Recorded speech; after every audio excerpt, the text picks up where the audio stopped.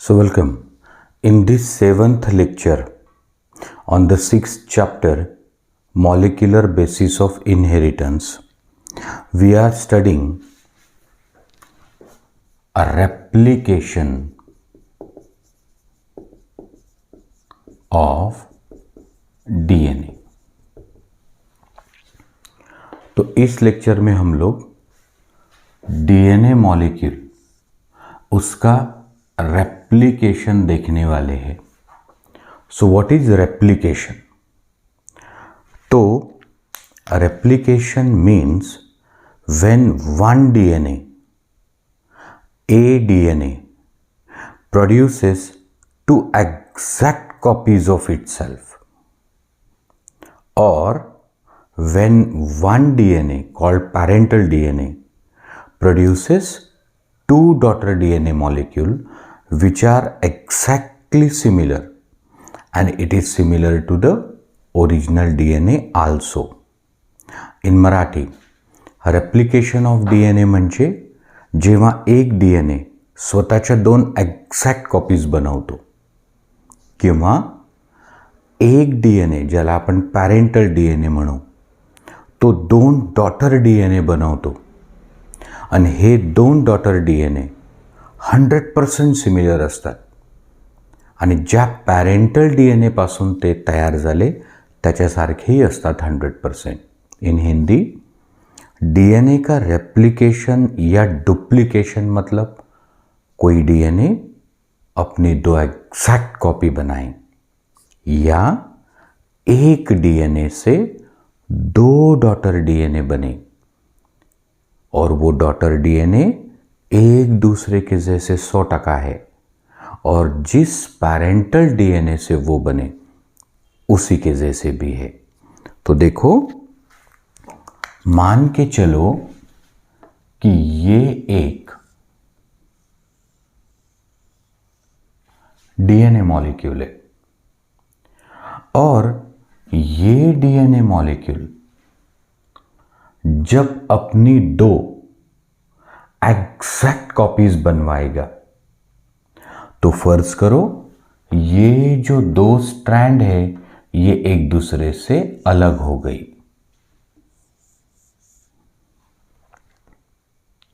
So ही strand separate झाली, ही strand separate झाली. अब इस स्ट्रैंड पे न्यू स्ट्रैंड बनी और इस पे भी न्यू स्ट्रैंड बनी. तो देखो, डीएनए था एक और अब बन गए दो. So when one DNA produces two exact copies of itself, or when one DNA called parental DNA produces two daughter DNA molecule which are identical to each other 100%, as well as they are similar to parental DNA. अब ये किसी के मन में सवाल नहीं आना चाहिए कि सर जब DNA का रेप्लिकेशन हो गया तो दो डॉटर DNA मॉलिक्यूल बनते. जी, तो अब तीन DNA मॉलिक्यूल होंगे क्या? एक पॅरेंटल और दो डॉटर. कुणाच्या मनात हा प्रश्न नको यायला की तुम्ही सांगितलं की DNA रेप्लिकेशन होते तेव्हा एक DNAच्या दोन एक्झॅक्ट कॉपीज बनतात, म्हणजे हे दोन डॉटर DNA आणि ज्याच्यापासून हे बनले तो पॅरेंटल DNA. तर मग तीन DNA असतील का? असं नाही. जो ओरिजिनल DNA आहे त्याच्याच तर दोन स्ट्रँड सेपरेट झाल्या, ज्याला मी लाल रंगाने दाखवलं. मतलब कि जो लाल रंग का पैरेंटल DNA था उसकी दो स्ट्रैंड देखो पहले सेपरेट हो गई, जिसे मैंने लाल रंग से दिखाया. और वो जो सेपरेटेड स्ट्रैंड है उन्होंने कहा कि हम लोग टेम्पलेट का काम करेंगे, मतलब साचा. तो एक ये सेपरेटेड जो स्ट्रैंड है साचा, उसने अपने ऊपर नई स्ट्रैंड बनाई। ये दूसरी सेपरेटेड लाल रंग की जो स्ट्रैंड है, मतलब टेम्पलेट, उसने अपने ऊपर दूसरी स्ट्रैंड बनाई। जसं भगवान गणेश जी की एक मूर्ति है, हूबहू वैसी और एक मूर्ति बनानी है, तो ये तभी संभव है जब आप ओरिजिनल मूर्ति को साचा के रूप में यूज करें। मी म्हटलं, भगवान गणेश, गणपती बाप्पा यांची एक मूर्ती आहे आणि तशीच 100% दुसरी पाहिजे असेल तर तेव्हा शक्य आहे जेव्हा ओरिजिनल मूर्तीचा आपण वापर करू साचा म्हणून। और इसीलिए यहाँ ये जो ओरिजिनल डीएनए है, इसकी 2 एग्जैक्ट कॉपीज तभी बन सकती जब उसकी 2 स्ट्रैंड एक दूसरे से हो जाए सेपरेट। मतलब कि ऐसे।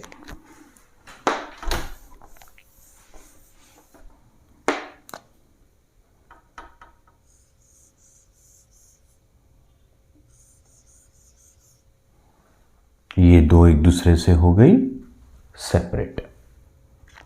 अब ये जो सेपरेटेड स्ट्रैंड है, इस पे बनेगी न्यू स्ट्रैंड, और ये जो सेपरेटेड स्ट्रैंड है, इस पे बनेगी न्यू स्ट्रैंड। म्हणजे ओरिजिनल डीएनएच्या 2 स्ट्रँड सेपरेट झाल्या, त्याच्यावर नवीन बनल्या। तो असं नाही की डीएनए रेप्लिकेशन झाल्यावरती 3 डीएनए बनले।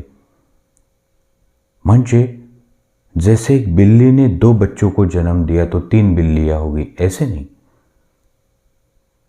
यहां खुद जो डीएनए है उसकी 2 स्ट्रैंड होती है सेपरेट। ठीक है सर, आता मला समजलं की डीएनए रेप्लिकेशनची definition. So definition is when one DNA produces 2 exact copies of itself, मतलब process by which DNA produces 2 exact copies of itself. दूसरी definition, a DNA molecule called parental DNA produces 2 new DNA molecule called daughter DNA, which are 100% identical to one another and they are identical to original DNA. आणि असं होते का? तर तुम्ही करून पहा। समजा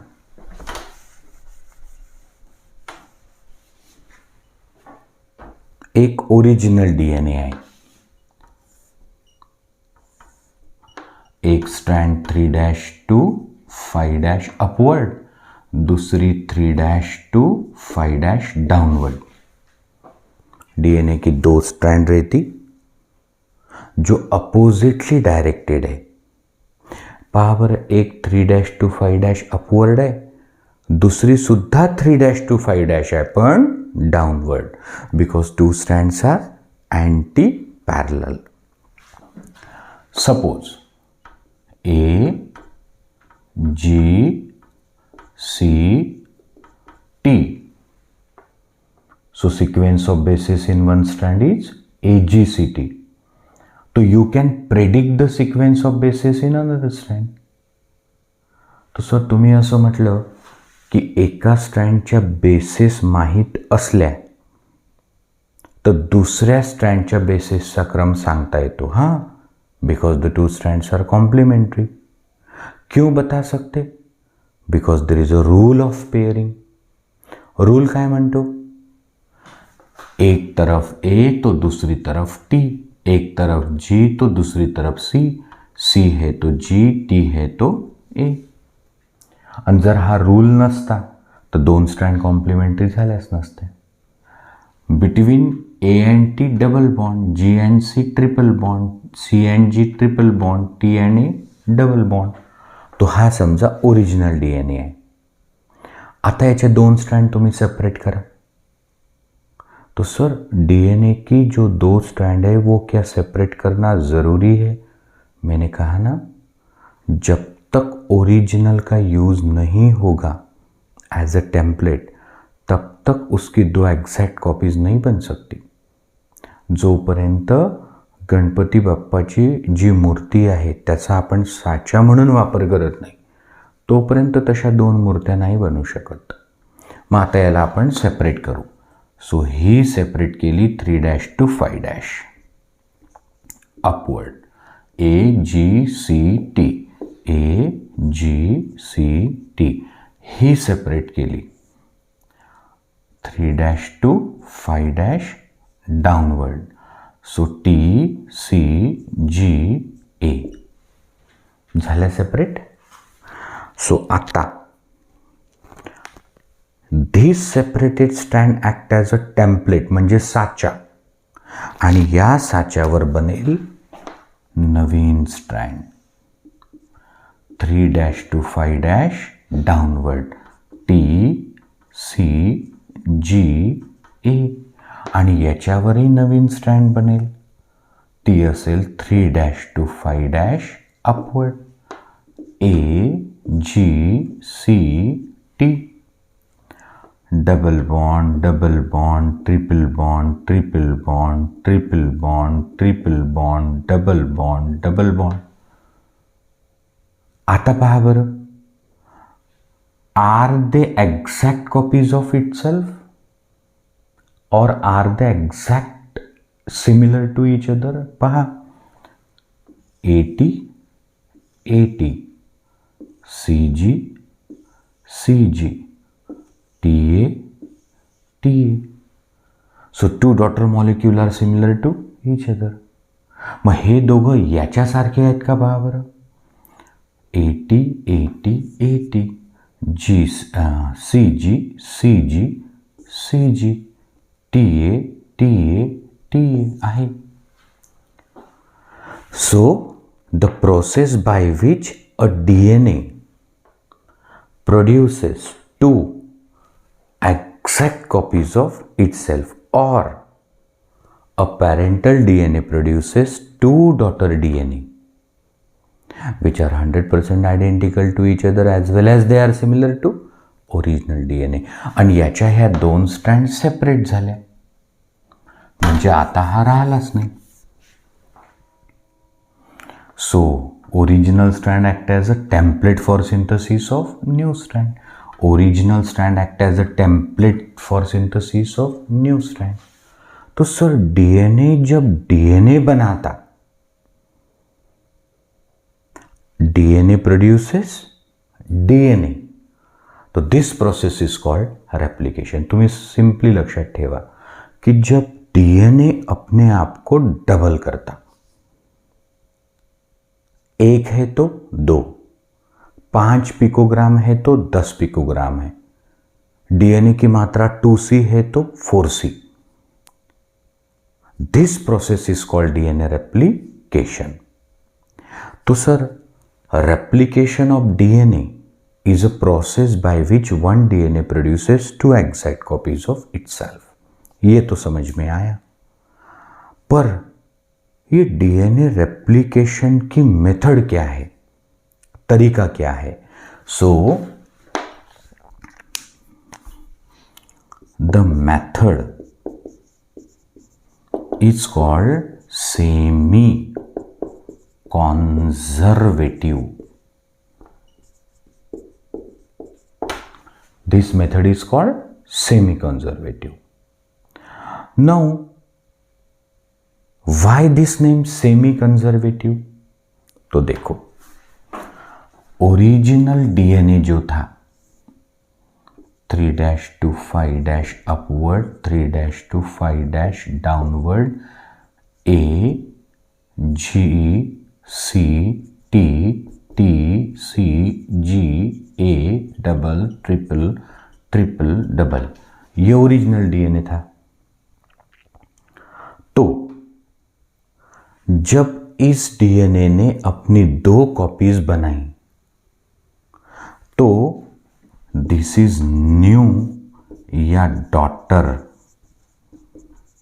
डीएनए 1, दिस इज न्यू या डॉटर डीएनए 2।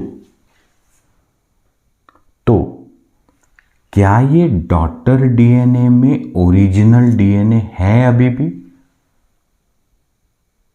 नवीन डीएनए मॉलिक्यूल मध्ये जुना डीएनए कायम आहे? हो। देखो, in each new or daughter DNA one strand is original म्हणजे conserved, but other is new, so semi. म्हणजे डॉटर डीएनए मध्ये अर्धा डीएनए जुना अर्धा नवा. So this method is called semi conservative. Question आता है बोर्ड में, method of DNA replication is called semi conservative. Explain why.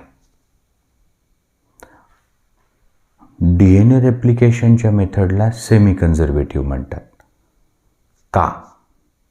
For 1 और 2 मार्क्स. तो आप क्या लिखोगे? सर, क्वेश्चन ये है कि डीएनए रेप्लिकेशन के तरीके को सेमी कंजर्वेटिव क्यों कहते? तो ऐसे लिखो, after replication is completed. After replication is completed, we got 2 daughter DNA molecule. Is it? Yes sir. DNA replication झाल्यावर आपल्याला 2 DNA molecule भेटतात. In each DNA molecule or in each daughter DNA molecule, one strand is old, that is conserved, and other is newly formed. So 50% conservation, एक जुनी एक नवी, and hence it is called semi conservative mode of replication. तो sir आप कहते कि ऐसे लिखना चाहिए कि डीएनए रेप्लिकेशन के तरीके को सेमी कंजर्वेटिव इसलिए कहते कि रेप्लिकेशन होने के पश्चात जो 2 डॉटर डीएनए मॉलिक्यूल मिलते, उस हर डॉटर डीएनए मॉलिक्यूल में देखिएगा कि एक स्ट्रैंड जैसी की वैसी और एक है नहीं. अब ये किसी सामान्य बच्चे को कैसे बताओगे? आप ऐसे बताइए कि हमारे गांव में 200 साल पुराना मंदिर था, बट वो आधा गिर गया था. तो हम लोगों ने जो आधा पुराना है उसको रहने दिया और ऊपर का आधा हमने नए सिरे से कंस्ट्रक्ट किया. म्हणजे सामान्य विद्यार्थ्याला सेमी कंजर्वेटिव्ह कसं सांगायचं की आमच्या गावामध्ये 200 वर्ष जुनं एक मंदिर होतं, ते अर्ध पडलं,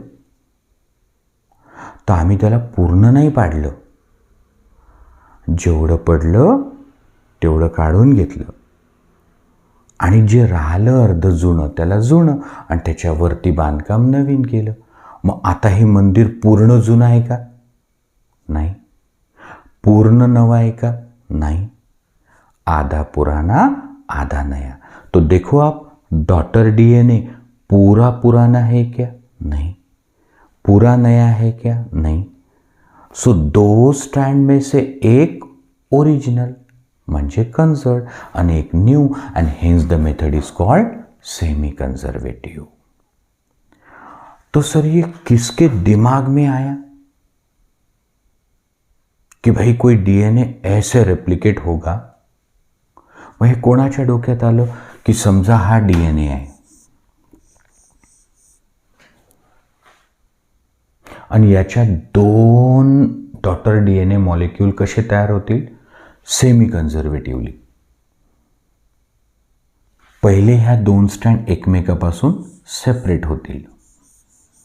झाले सेपरेट. अब ये पुरानी strand,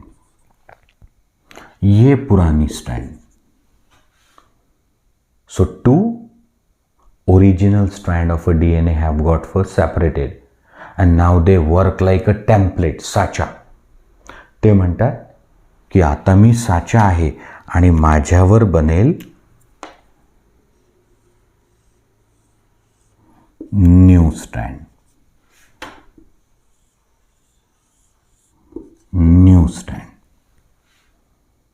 So out of the two strand, one is old, other is new.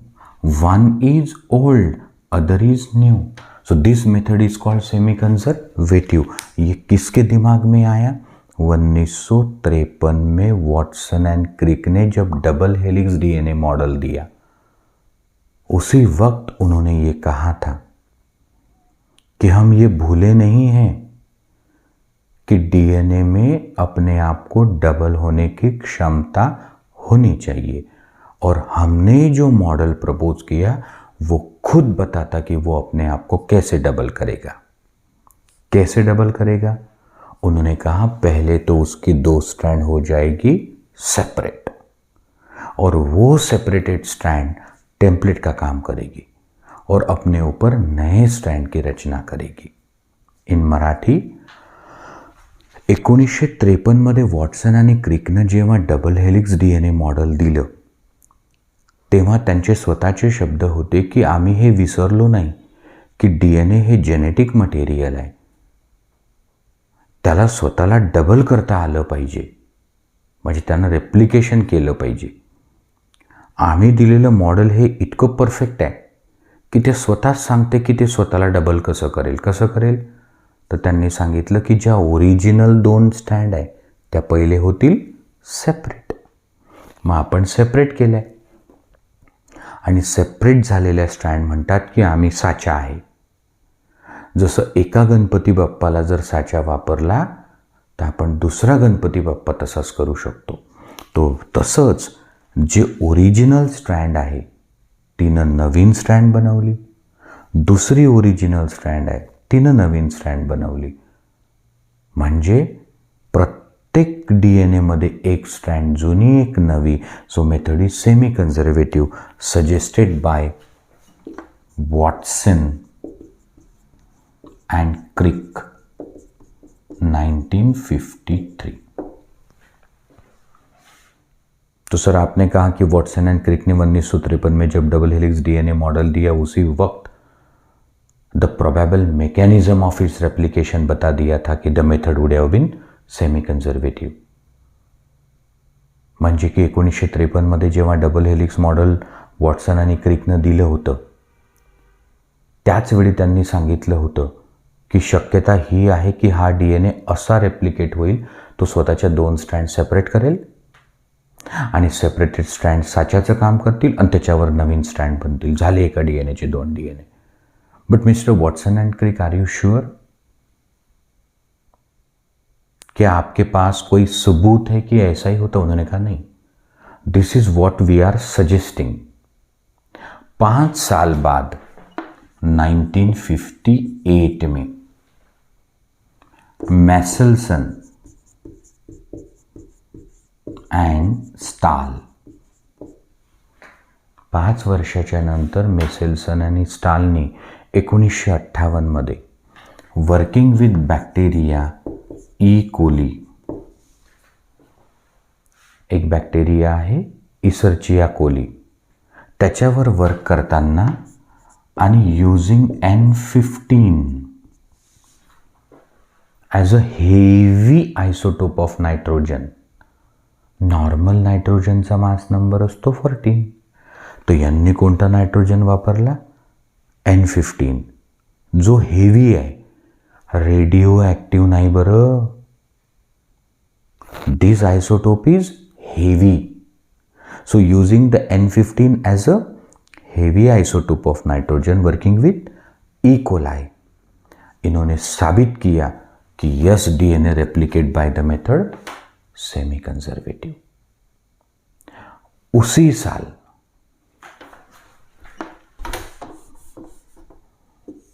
1958. Taylor and others working with Vassia faba using tritiated thymidine, which is radioactive. त्याच वर्षी 1958 मध्ये टेलर आणि त्याचे कोलिग्स यांनी व्हॅसिया फॅबा म्हणजे बीन, वालाच्या शेंगा, त्याच्यावर वर्क करताना वापरलं रेडियोएक्टिव थायमिडीन, जिला ट्राइशिएटेड थायमिडीन म्हणतात.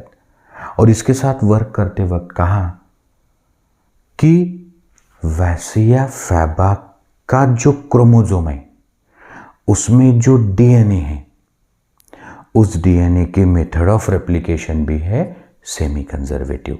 हे लक्षात ठेवा बरं, हे दोन्ही नीट क्वेश्चन आहे. To prove whether the DNA replicate by semi-conservative method, Taylor worked on Vassia faba, used a radioactive thymidine. And to prove the method of replication of DNA is semi-conservative or not, Masselson and Starr worked on E. coli, used a heavy isotope of nitrogen N15. Now, about replication of DNA,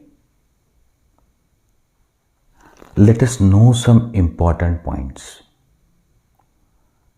तो sir आता आपल्याला replication म्हणजे काय समजतं की when one DNA produces two exact copies of itself, it is replication of DNA or DNA replication or duplication of DNA. आपल्याला हेही समजतं की डीएनएचं रेप्लिकेशन कसं होतं. समजा तुम्हाला हा प्रश्न विचारला की एका डीएनएचे 2 डीएनए ते एक्झॅक्ट कसे होतील रे, तुम्ही काय म्हणाल? सर हम लोग ये बताएंगे कि ओरिजिनल डीएनए पहले अपने 2 स्ट्रैंड को सेपरेट करता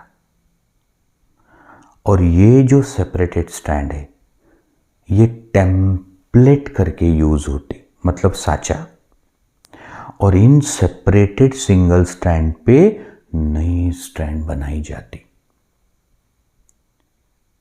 म्हणजे सर आम्ही असं सांगू की ओरिजिनल डीएनएच्या पहिले तर 2 स्ट्रँड होतात सेपरेट, त्या सेपरेट झालेल्या स्ट्रँड साचा म्हणून काम करतात आणि स्वतःवरती त्या नवीन स्ट्रँड बनवतात. अशा प्रकारे एका डीएनएचे 2 डीएनए होतात. और ये जो 2 डॉटर डीएनए या न्यूली फॉर्म डीएनए बनते उसमें एक स्ट्रैंड पुरानी और एक नई, और इसीलिए तरीका है सेमी कंजर्वेटिव, जो वॉटसन एंड क्रिक ने सजेस्ट किया. मेसेल्सन एंड स्टाल ने पहली बार ई कोलाई में N15 हेवी आइसोटोप यूज करके प्रूव किया कि yes the method is semi conservative. In 1958 itself, working with Vassia faba, Taylor and his colleagues using radioactive isotope of thymidine, that is tritiated thymidine, proved that in chromosome DNA replicate by semi-conservative mode. तर आता आपल्याला या replication बद्दल काही important point लक्षात ठेवायचे. पहिला point, बताओ हमारे शरीर में जो भी सेल्स है उस सेल में मेनली डीएनए कहाँ पाया जाता? सांगा बरं, तुमचं आमचं शरीर कशाचं बनलं? सेल. या सेलमध्ये मेनली डीएनए कुठे असतो? तो sir in nucleus. Packed with histone end non histone.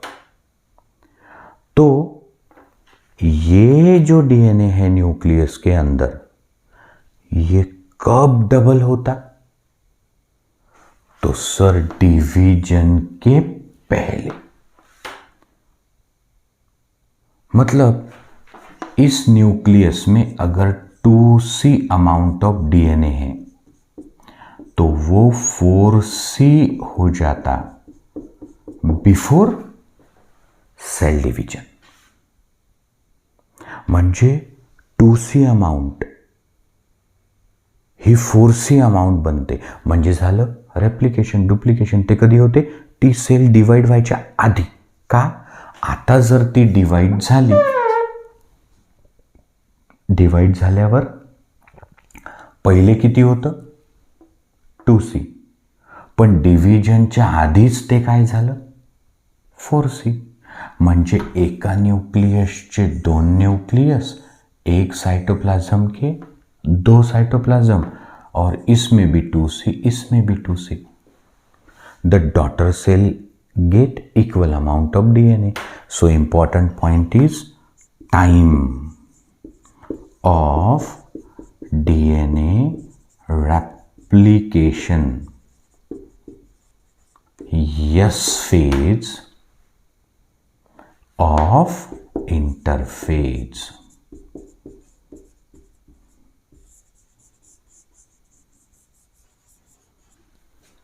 So the time of DNA replication is S phase of interphase. Second important point. हे जे DNA replication होते याची मेथड कोणती आहे? Sir semi conservative. पर और भी कुछ मेथड सजेस्ट हुई होगी. हाँ, कंजर्वेटिव,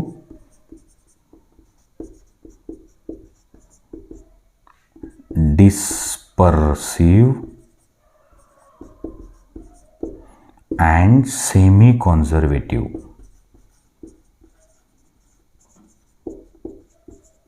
म्हणजे method of replication of DNA किती आहे? 3. Conservative, dispersive, semi conservative. But as per the experiment of Meselson and Stahl, Taylor and colleague, क्या साबित हुआ? क्या रेप्लिकेशन का तरीका कंजर्वेटिव है? म्हणजे एक डॉटर डीएनए पूरा पुराना कंजर्व्ड आणि दूसरा डॉटर डीएनए पूरा नया. म्हणजे हे जे 2 एक्सपेरिमेंट झाले त्यांनी हे साबित केलं का की जेव्हा एका डीएनएचे 2 होतात तेव्हा पूर्ण एक डीएनए जुना आणि पूर्ण एक नवा. म्हणजे गणपती बाप्पा जो आहे तो जसाच्या तसा अनटच, त्याला न पाहता तसाच दुसरा गणपती तयार झाला असं नाही होत. जब तक पुराने को यूज नहीं करोगे साचे के रूप में तब तक 2 एग्जैक्ट कॉपीज नहीं बन सकती. तुम्हाला एका फोटोचे 10 फोटो करायचे असले तर तो फोटो वापरावाच लागतो. So neither the method is conservative nor it is dispersive. The method is semi conservative. So second important point is method is semi conservative, suggested by Watson and Crick while proposing the double helix model, first confirmed by Meselson and Stahl in 1958 working with E. coli using N15 as a heavy isotope of nitrogen, again proved by Taylor and colleagues in Vassia faba using radioactive thymidine. तीसरा important point, DNA replication जब होता तो उसके लिए लगते dozens of enzyme. Primase that produce RNA primer, helicase that separate the 2 strands, single strand binding protein that is helix destabilizing protein, DNA polymerase 3 for synthesis polymerization, DNA polymerase 1 for proofreading, removing the primers, DNA ligase to join the Okazaki fragments.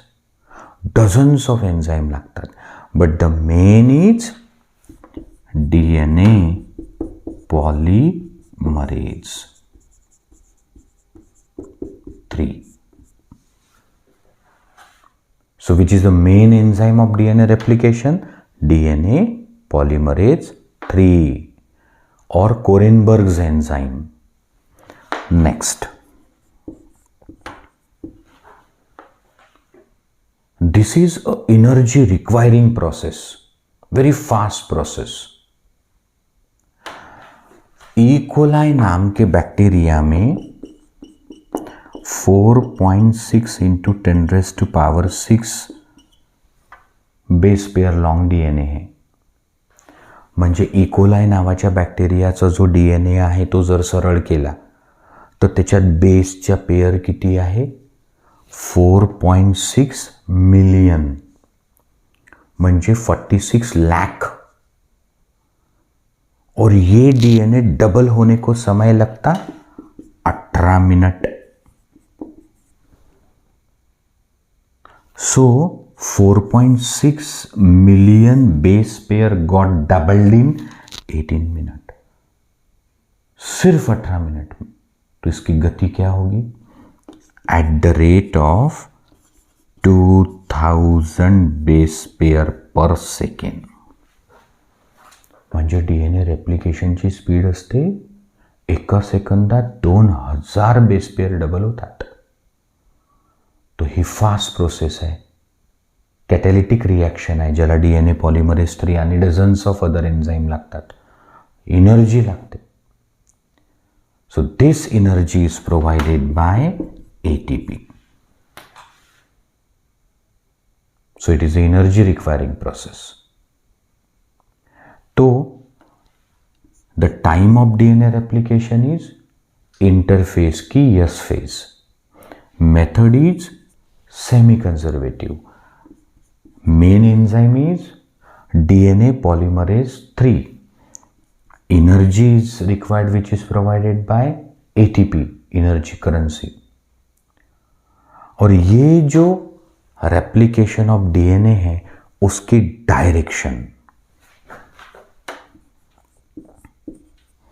remember DNA replication occur always 5' to 3' direction. नेहमी new स्ट्रँडची direction काय असते? Always 5' to 3' direction. पर sir ये समझ में नहीं आया.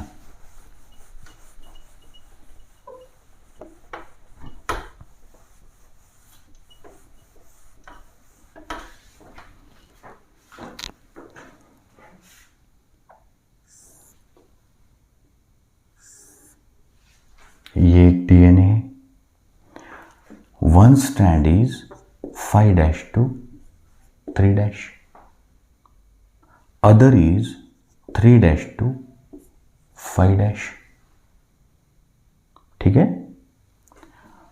ये है बेसिस.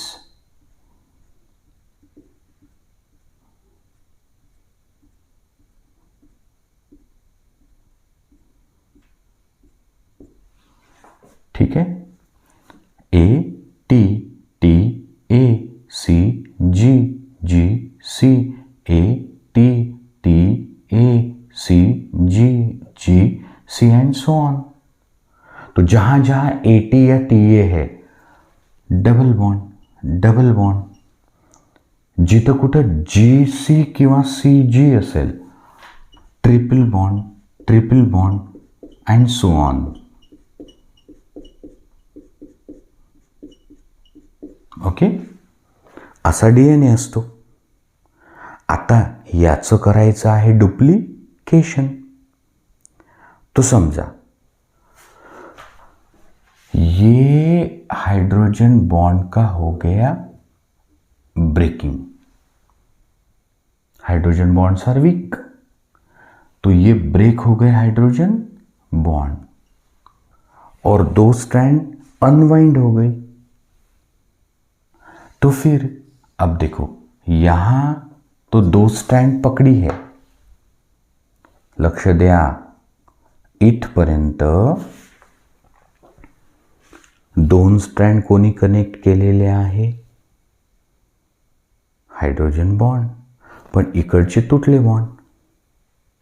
म्हणजे एखाद्या शर्टला चेन असेल तर आपण अर्धी उघडली, अर्धी राहिली, तो वैसे यहां तक चेन खोल दी. अब ये 2 स्ट्रैंड हो जाएगी सेपरेट.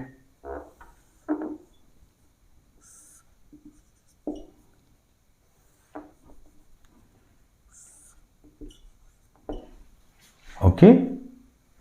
आणि ह्या bases अनपेअर.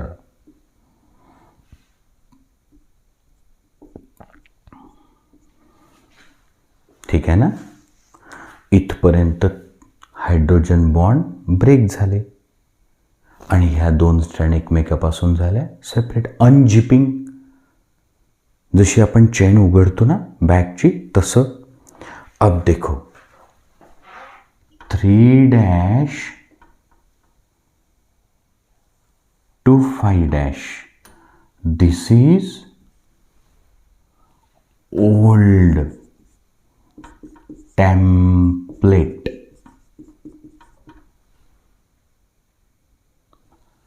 5' to 3'. This is also old template म्हणजे साचा है ना. ओरिजिनल स्ट्रैंड आहेत ना त्या, ते साचे आहे. अब इस टेम्पलेट पे बनेगी नई स्ट्रैंड. लक्ष द्या, हा कोणता एंड आहे? 3'. तर आता इथे असेल 5' आणि ही स्ट्रँड हे अशी बनली 5' to 3'. 5' to 3'. So he strand कोणती आहे? New. This is old, this is new. This old is template and this is newly constructed. अब देखो ये है 5', तो यहां होगा 3'. तो ही अशी बनू शकते का? नाही.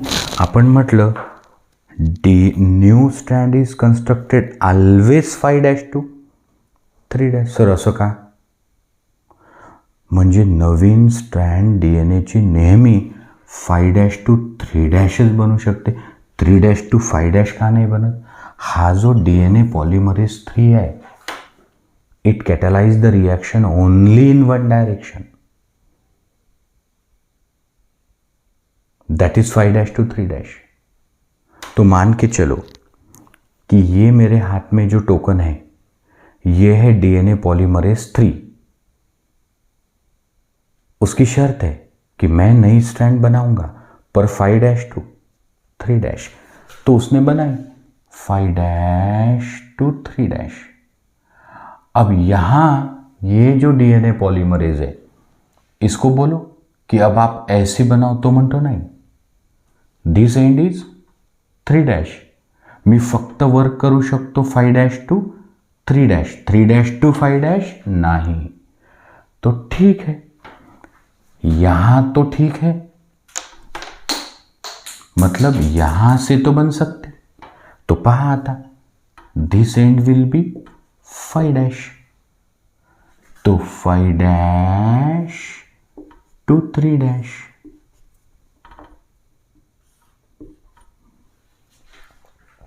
So 5' to 3', 5' to 3', 5' to 3', 5' to 3'.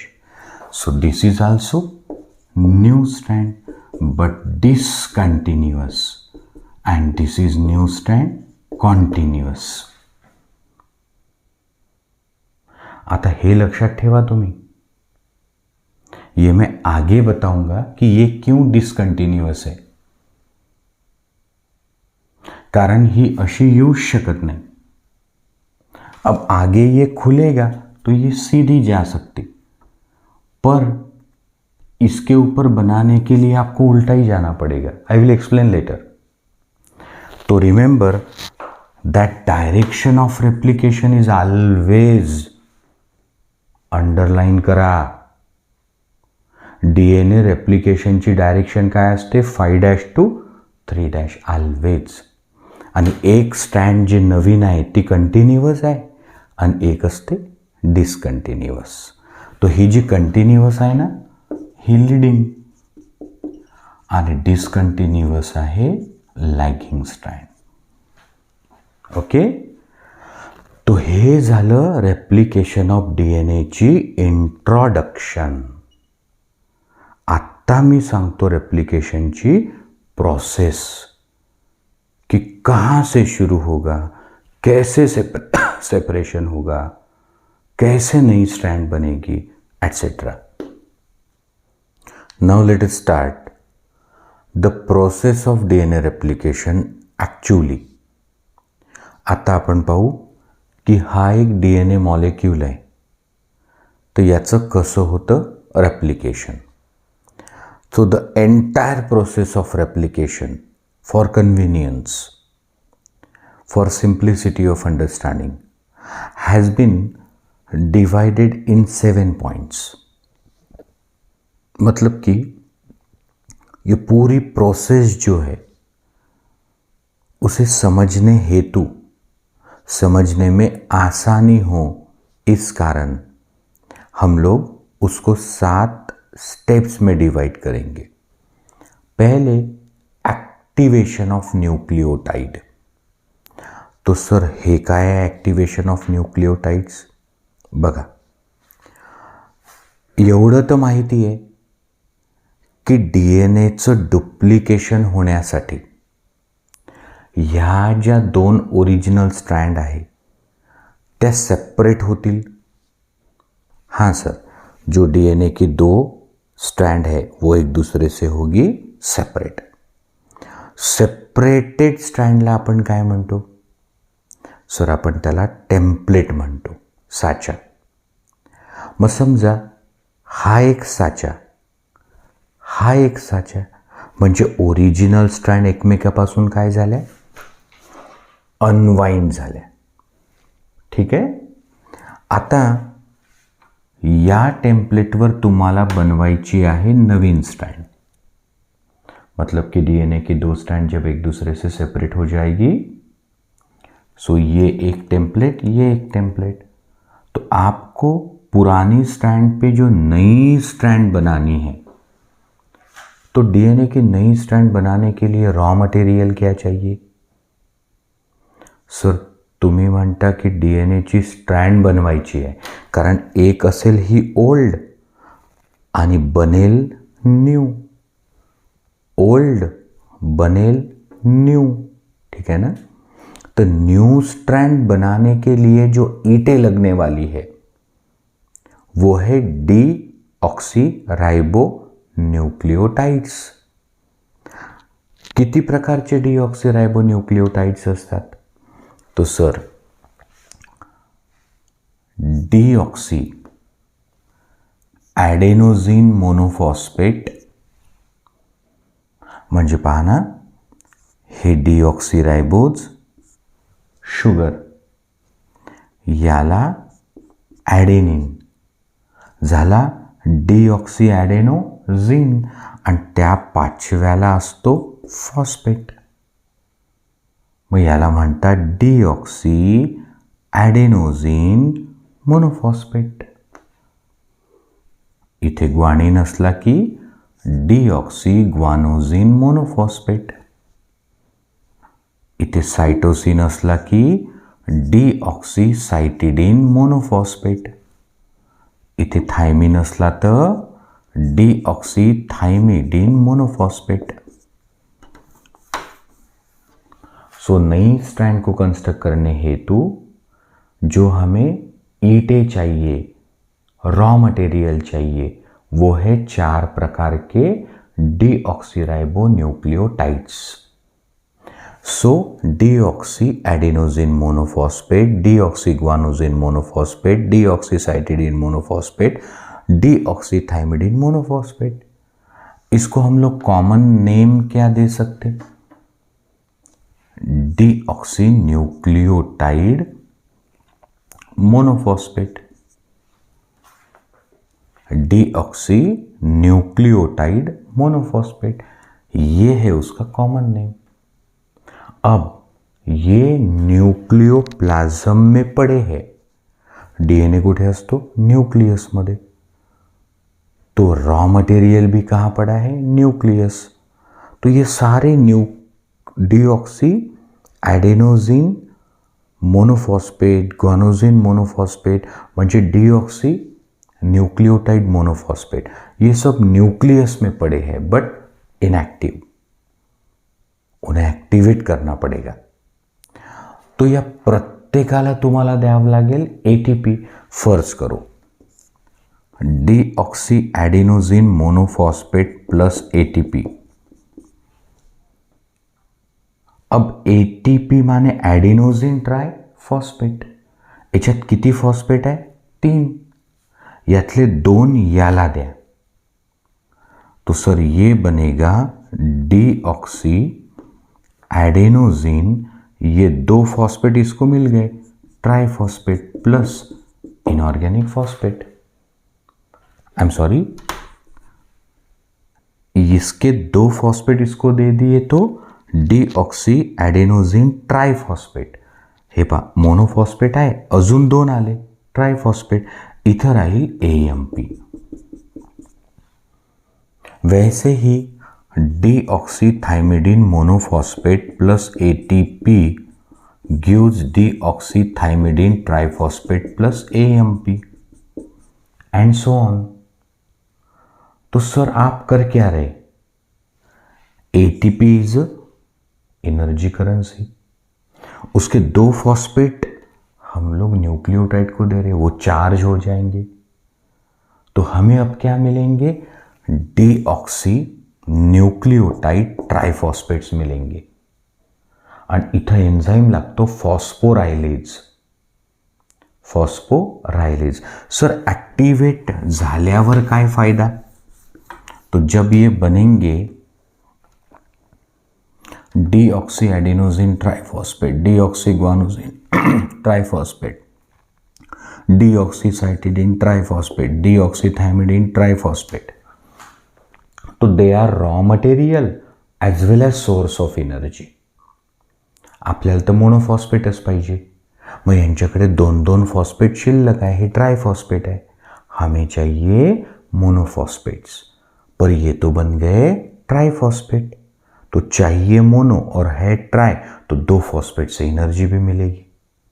So they act as a raw material as well as they are provider of the energy.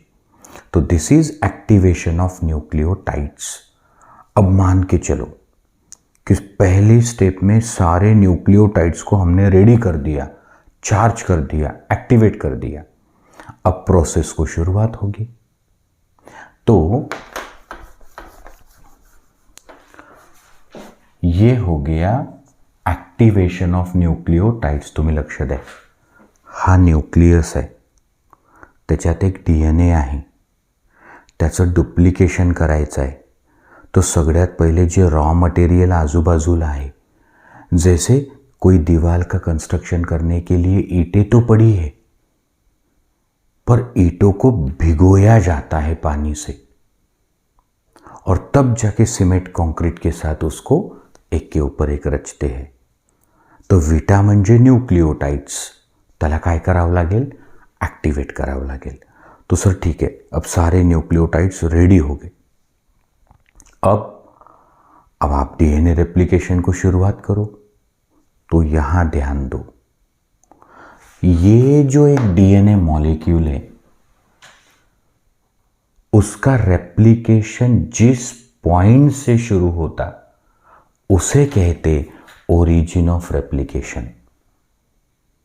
म्हणजे सर तुम्ही म्हणता की जो इनॉर्मसली लॉंग DNA आहे त्याचं रेप्लिकेशन कुठूनही सुरू होते नाही.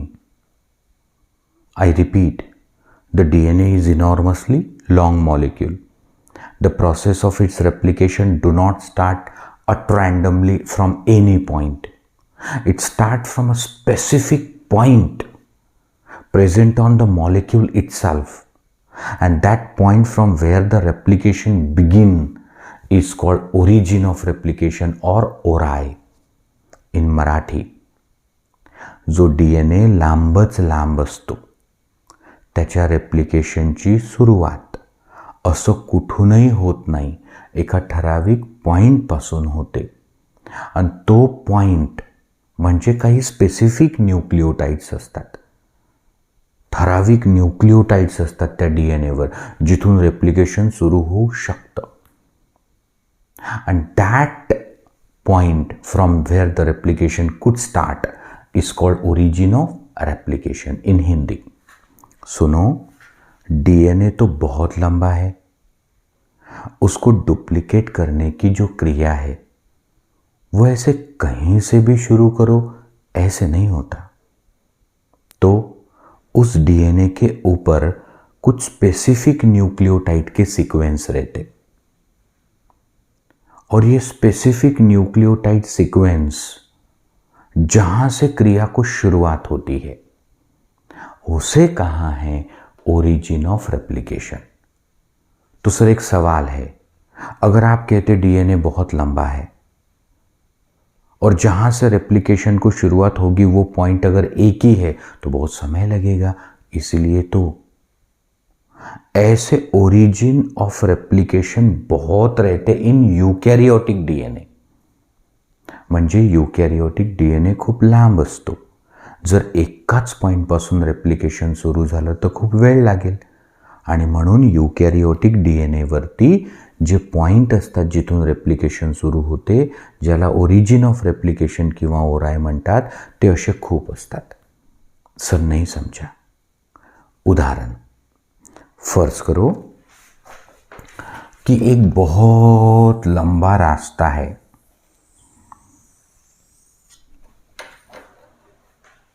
एक खूप लांब रस्ता आहे. समजा तुमच्या गावाकडे जाणारा रस्ता असेल 5 किलोमीटर. एखाद्या कॉन्ट्रॅक्टरला त्या रस्त्याचं करायचं आहे कंस्ट्रक्शन. तो हम लोग खुश होते कि आमच्या गावाचा रस्ता बनतोय. तो रास्ता बनाने की शुरुआत जहां से होगी उस पॉइंट को कहते ओरिजिन ऑफ रेप्लिकेशन. म्हणजे तुम्ही असं म्हणता सर की हा 5 किलोमीटर लंबा रस्ता आहे आमच्या गावाकडे जाणारा आणि एका कॉन्ट्रॅक्टरला त्याचा कॉन्ट्रॅक्ट मिळाला रस्ता बांधायचा. तर बांधकामाला सुरुवात रस्त्याच्या जिथून होईल तर त्या पॉइंटला काय म्हणायचं, ओरिजिन ऑफ रेप्लिकेशन. तो फर्ज करो कि यहां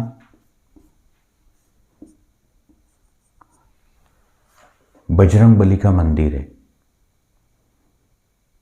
भगवान हनुमान जी का कोई मंदिर है और कॉन्ट्रैक्टर ने अगर तय किया कि मैं यहां से शुरू करूंगा कंस्ट्रक्शन, तो that is a point of replication. पण मग इथून जर कंस्ट्रक्शन सुरू झालं तर खूप दिवस लागतील. तो समझो 3 कॉन्ट्रैक्टर है. यहां भगवान हनुमान जी का मंदिर है, यहां कोई भगवान राम जी का मंदिर है और यहां कोई पवित्र स्थान है. एखादी मस्जिद असू शकते, कोई भी भगवान का घर है.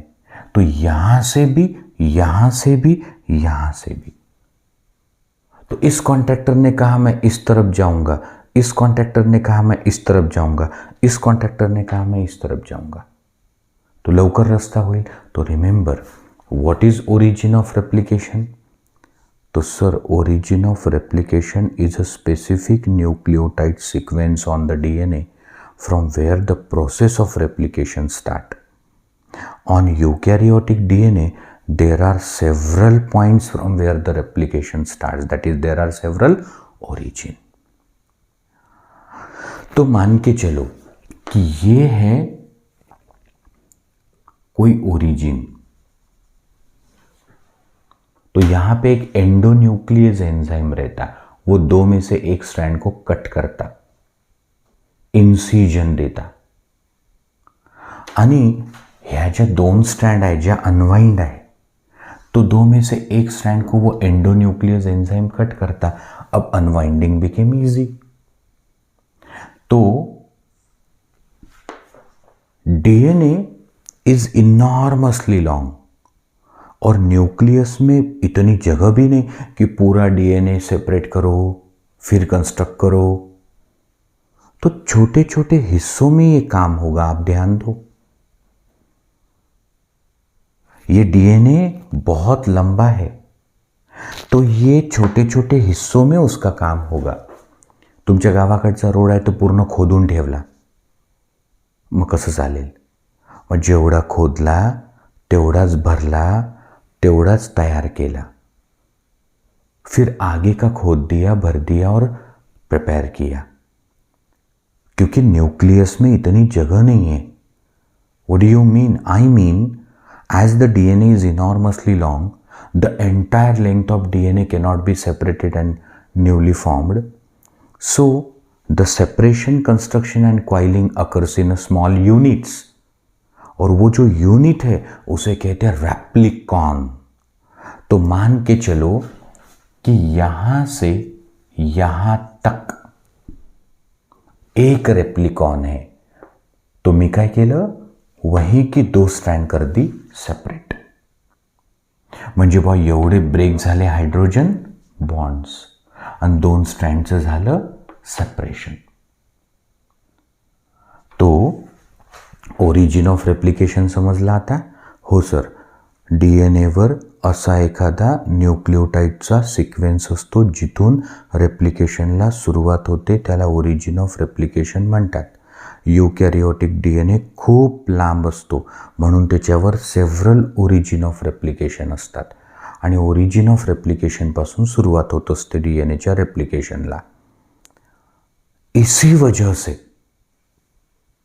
अ piece of DNA having desirable gene cannot be transferred into the host cell.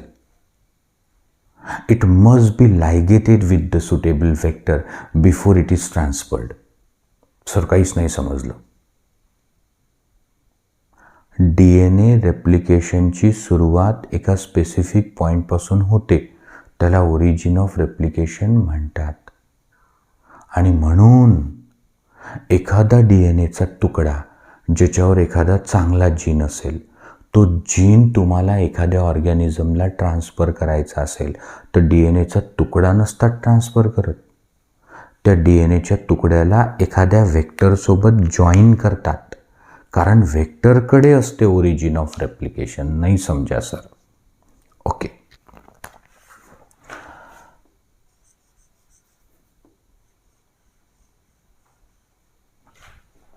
This is a piece of DNA. एवढं समजलं? हो सर. समजा हा पीस ऑफ डीएनए आहे अ जीन प्रोड्यूसिंग इन्शुलिन.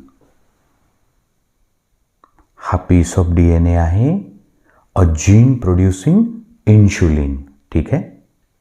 समजा हा एक बॅक्टेरिया आहे ई कोली.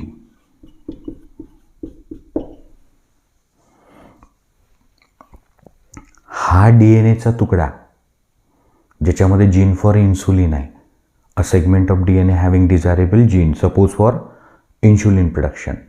आप क्या चाहते? सर आम्हाला असं वाटतं की हा जो डीएनएचा तुकडा आहे ज्याच्यावर जीन फॉर इन्सुलिन आहे, तो जर या बॅक्टेरिया टाकला तर बॅक्टेरियामध्ये बनेल इन्सुलिन. एकदम बरोबर. पर एक प्रॉब्लम आएगी. ये बैक्टीरिया जब 20 मिनट में 2 होंगे, हा ई कोलाई 20 मिनिटात होईल डबल. अजून 20 मिनिटात होईल डबल.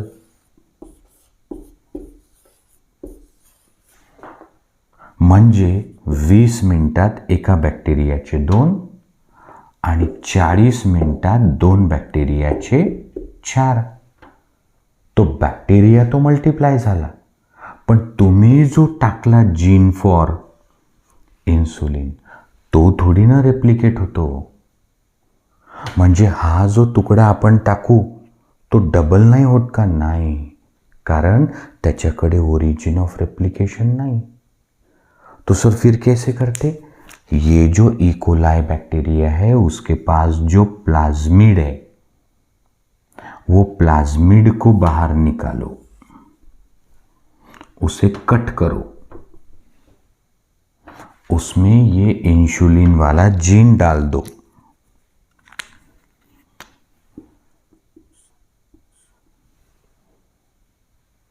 और इस प्लाज्मिड के पास है ओरिजिन ऑफ रेप्लिकेशन.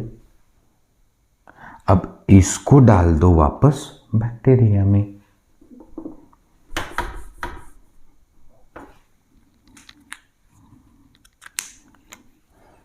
सो हा प्लाज्मिड हा झाला इन्सुलिनचा जीन आणि ही origin of replication.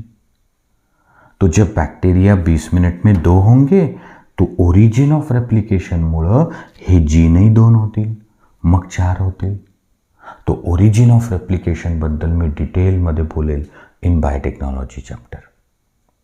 Per sir अभी तो ये कम से कम समझ में आ गया कि ओरिजिन ऑफ रेप्लिकेशन की वजह से ही सिर्फ डीएनए डबल हो सकता, नहीं तो नहीं. म्हणजे हा जो red cap of the marker आहे हा जीन फॉर इन्सुलिन आहे.